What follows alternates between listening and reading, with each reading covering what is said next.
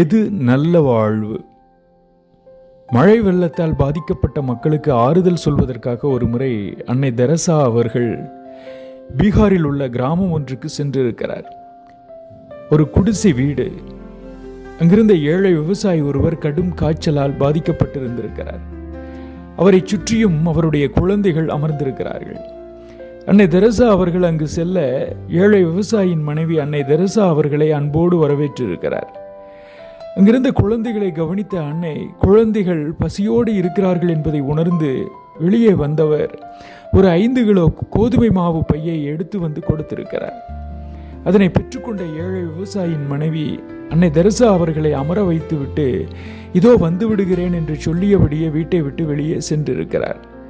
கொஞ்ச நேரத்திற்கு பிறகு திரும்ப வந்து அவரை பார்த்து, எங்கே சென்று வருகிறீர்கள் என்று அன்னை தெரசா அவர்கள் கேட்டிருக்கிறார்கள்.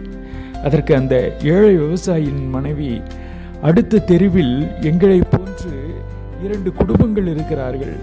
அவர்களும் 2 நாட்களாக எதுவும் சாப்பிடவில்லை. நீங்கள் கொடுத்த கோதுமை மாவில் எங்களுக்கு எடுத்து கொண்டது போக மீதியை அவர்களுக்கு கொடுத்துவிட்டு வருகிறேன் என்றிருக்கிறார்.